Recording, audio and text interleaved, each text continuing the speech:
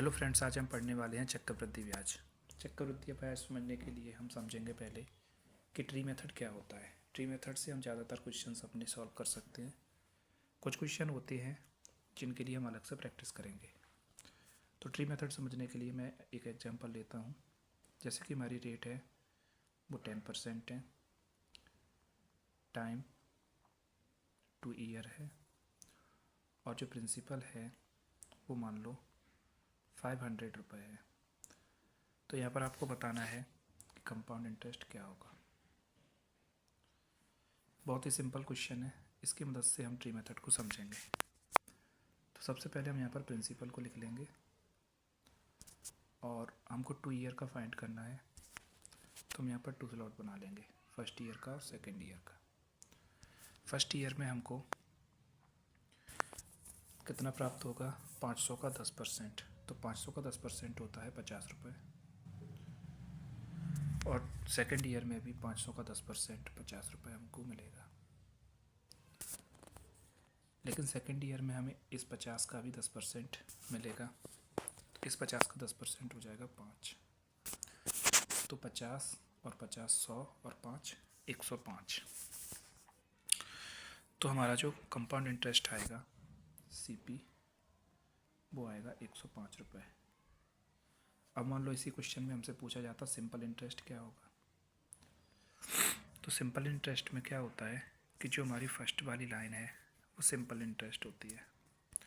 First वाली line कौन सी है? ये हमारा सिंपल इंटरेस्ट है। तो सिंपल इंटरेस्ट कितना हो जाएगा? फर्स्ट वाली लाइन है हमारी 100, तो सिंपल इंटरेस्ट हो गया 100। अब मान लो हमसे पूछा जाता कि कंपाउंड इंटरेस्ट और सिंपल इंटरेस्ट का डिफरेंस कितना होगा। तो 105 और 100 का डिफरेंस आ जाएगा 5 रुपीज़। तो ये साधारण ब्याज और चक्रवृद्धि ब्याज का अंतर आ जाएगा 5 रुपये। आई होप आपको समझ में आ गया होगा। अब हम इस तरीके से अपने क्वेश्चन को सॉल्व करने की कोशिश करेंगे ट्री मेथड से। एक निश्चित राशि पर 10% प्रतिवर्ष की दर से 2 वर्ष की चक्रवृद्धि और साधारण ब्याज का अंतर 250 है। तो वह राशि क्या है? देखो यहाँ पर हमको प्रिंसिपल नहीं दिया है, ठीक है। तो सबसे पहले हम प्रिंसिपल को ही फाइंड करेंगे। और प्रिंसिपल को फाइंड करने के लिए हम देखेंगे कि हमारे पास जो रेट है वो 10% है। 10% का मतलब होता है 1/10। और जो टाइम है वो 2 ईयर है। टाइम कितना है? 2 ईयर। रेट 10% है, टाइम 2 ईयर है। तो यहाँ पर हमको कंपाउंड इंटरेस्ट और सिंपल इंटरेस्ट का डिफरेंस दे रखा है, और हमसे वो जो राशि है मतलब मूलधन हमें पूछा गया है। तो मूलधन हमारे पास फाइंड करने के लिए बोला गया है। तो हम सबसे पहले एक काम कर सकते हैं, जो रेट है 1/10, तो इस रेट को ही मैंने मान लिया इसका स्क्वायर हमारा मूलधन है। 10 का स्क्वायर मतलब 100। मैंने मान लिया कि जो हमारा मूलधन है वो है 100, ठीक है। अगर मूलधन 100 है तो हमको 2 साल का चक्रवृद्धि ब्याज निकालना है, और रेट है हमारी 10%। तो हम देखेंगे पहली साल और दूसरी साल। पहली साल में इसका 10% होगा 10, दूसरी साल में 10, लेकिन इसका हमको और 10% मिलेगा तो 1 हो जाएगा। तो हमारे पास जो कंपाउंड इंटरेस्ट आया वो कंपाउंड इंटरेस्ट आएगा 21 रुपीज़। कितना आएगा? 21 रुपीज़। लेकिन अगर हम यहाँ पर देखते हैं तो हमको साधारण ब्याज और चक्रवृद्धि ब्याज का अंतर दे रखा है 250 रुपये। और अगर हम इस क्वेश्चन में जो हमने लेट किया है इसमें हम देखते हैं तो साधारण ब्याज और चक्रवृद्धि ब्याज का अंतर है 1 रुपये। तो 1 रुपये की वैल्यू हो जाएगी हमारी कितनी? 1 रुपये की वैल्यू हो जाएगी 250 के बराबर। अगर 1 की वैल्यू 250 है तो हमको निकालना था मूलधन, और मूलधन हमने कितना लेट किया है, हमने लेट किया है कि मूलधन हमारा 100 रुपये है। मूलधन कितना है, 100 रुपये। तो 100 की कितनी वैल्यू हो जाएगी, अगर 1 की वैल्यू 250 है तो 100 की वैल्यू कितनी होगी, 250 मल्टीप्लाई 100। 100 की वैल्यू क्या होगी, 250 मल्टीप्लाई 100, मतलब जो हमारा मूलधन है वो है 25,000 रुपये। हम देखेंगे हमारा कौन सा ऑप्शन है 25,000। तो ऑप्शन नंबर सी हमारा आंसर हो जाएगा 25,000 रुपये। एक बार मैं फिर बता देता हूँ आपको। यहाँ पर हमको मूलधन निकालना था, तो मूलधन हमने मान लिया है 100 रुपये। कितना मान लिया है, 100 रुपये। तो पहले साल हमको 10 रुपये मिलेंगे, दूसरी साल 10 रुपये मिलेंगे और 1 रुपये मिलेगा। तो यहाँ पर जो कंपाउंड इंटरेस्ट आ रहा है वो 21 रुपये आ रहा है और सिंपल इंटरेस्ट 20 रुपये आ रहा है। तो डिफरेंस हमारा 1 है, लेकिन एक्चुअल में जो डिफरेंस हमको गिवन था वो 250 रुपये था। तो अगर 1 की वैल्यू 250 है तो 100 की वैल्यू 25,000 हो जाएगी। तो 25,000 हमारा सिंपल इंटरेस्ट में क्या हो जाएगा, 25,000 हमारा मूलधन हो जाएगा, जो ऑप्शन नंबर सी है। आई होप आपको समझ में आ गया होगा। अब हम देखेंगे क्वेश्चन नंबर 2।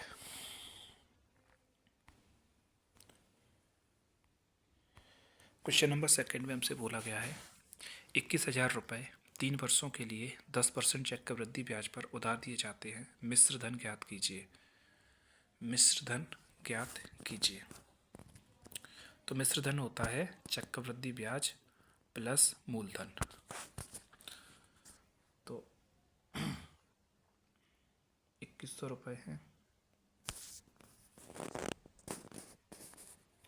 21,000 रुपये हैं और 21,000 रुपये पर 10% की दर से 3 वर्षों का मूलधन बताना है हमको।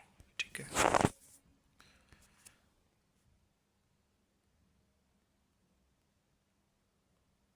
फिर से हम 3 स्लॉट बनाएंगे, पहली साल के लिए, दूसरी साल के लिए और तीसरी साल के लिए। 10% के हिसाब से पहले हमको मिलेंगे, जो रेट है हमारा वो कितना है, 10%। तो पहली साल में हमको मिलेगा 21,000 का 10% होता है 2,100, मतलब 2100। दूसरी साल भी 2100 और तीसरी साल भी 2100। ये हमारा सिंपल इंटरेस्ट हो गया। लेकिन हमें कंपाउंड इंटरेस्ट फाइंड करना है। अगर कंपाउंड फाइंड करना है तो इस 2100 का 10% हमें फिर से मिलेगा दूसरी साल में। तो 2100 का 10% हो जाएगा 210 रुपये।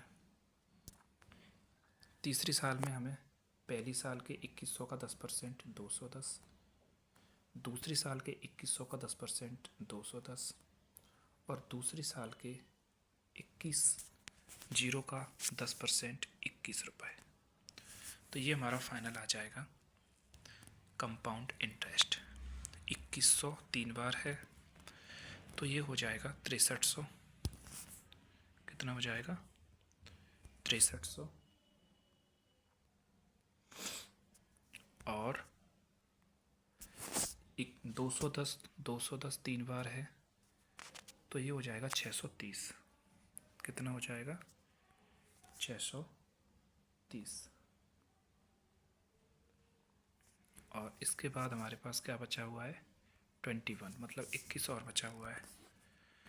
तो हम 21 को भी यहाँ पे लिख लेंगे, सभी को ऐड करेंगे तो 1, 3 और 2 5, 6 और 3 9 और 6, 6951, 6951। तो 6951 ये हमारा कंपाउंड इंटरेस्ट आ गया। लेकिन हमसे पूछा गया है अमाउंट। तो अमाउंट में क्या होगा, मिश्र धन में हमको चक्रवृद्धि ब्याज प्लस मूलधन।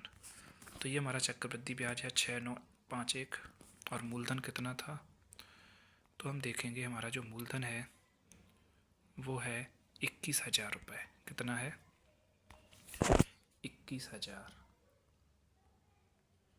तो इनको हम ऐड करते हैं इनको ऐड करते हैं तो 27,951 ये हमारा अमाउंट आ जाएगा। क्या आ जाएगा? अमाउंट आ जाएगा। अमाउंट क्या होता है? मिश्र धन, मतलब कंपाउंड इंटरेस्ट और मूलधन को जोड़ने के बाद हमारा आएगा 27,951। तो हम देखेंगे हमारा कौन सा आंसर होगा इसमें। 27,951 option number A. Option number A हमारा आंसर होगा। आई होप आपको समझ आ गया होगा। एक बार हम इसको फिर से देख लेंगे। सबसे पहले हमें 21,000 रुपये की 3 साल का चक्रवृद्धि ब्याज निकालना पड़ेगा और उस चक्रवृद्धि ब्याज में हम 21,000 को ऐड कर देंगे तो हमारा मिश्र धन हो जाएगा। तो 21,000 का हमने क्या निकाला? 3 साल का चक्रवृद्धि ब्याज निकाला। कैसे निकाला? पहले साल 21,000 रुपये, दूसरे साल 21,000 और पहली साल के 21,000 का 21,000 का 10% 210। तो हमारा कंपाउंड इंटरेस्ट आ गया सभी को ऐड करके 6,951 और कंपाउंड इंटरेस्ट में हमने किसको ऐड कर दिया है? कंपाउंड इंटरेस्ट में हमने ऐड किया है मूलधन को, तो अमाउंट आ गया। अब हम नेक्स्ट क्वेश्चन देखेंगे। नेक्स्ट क्वेश्चन है हमारा, कोई राशि चक्रवृद्धि ब्याज पर 10 वर्षों में 3 गुना हो जाती है तो यह कितने वर्षों में 81 गुना हो जाएगा? इसमें हम ट्री मेथड की ज़रूरत नहीं है सॉल्व करने के लिए, हम बिना ट्री मेथड के इसको सॉल्व करेंगे। तो यहाँ पर हम देखेंगे कि 10 वर्षों में 3 गुना हो जाती है तो 81 गुना। देखो अगर हम 81 के फैक्टर करते हैं तो 81 के फैक्टर क्या होते हैं? 3 गुणा 3 गुणा 3 गुणा 3, मतलब 81 को हम लिख सकते हैं 3 की पावर 4। क्या लिख सकते हैं? 3 की पावर 4। तो हम यहाँ पर देखेंगे 81 को हम क्या लिख सकते हैं? 3 की पावर 4। तो देखो अगर हम यहाँ पर इसकी पावर 4 कर देंगे तो ये कितना बन जाएगा? 81। तो हमने जो इसकी पावर करी है, 3 की जो पावर हमने रखी है, उसी से हम इसमें मल्टीप्लाई करते हैं तो हमारा आंसर आ जाएगा 40। तो अगर कोई राशि 10 वर्षों में 3 गुना होती है, अगर कोई राशि 10 वर्षों में 3 गुना होती है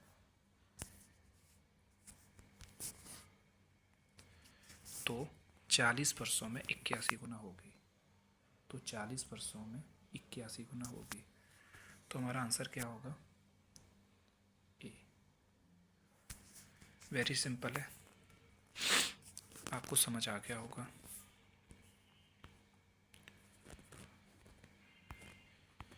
इसी टाइप का हम एक और क्वेश्चन ले लेते हैं। मान लो कोई राशि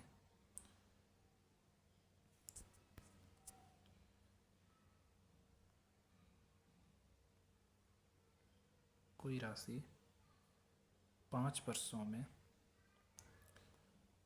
10 गुना होती है तो कितने वर्षों में वह 100 गुना हो जाएगी?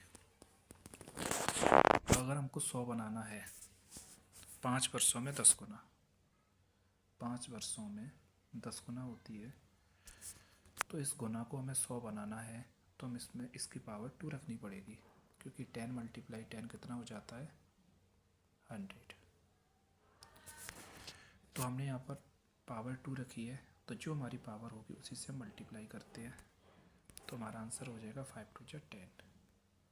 तो अगर कोई राशि 5 वर्षों में 10 गुना होती है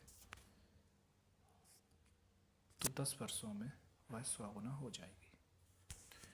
आई होप आपको समझ आ गया होगा। अगर आपको सारे क्वेश्चन समझ आए हों तो चैनल को लाइक और सब्सक्राइब ज़रूर करें। Thank you.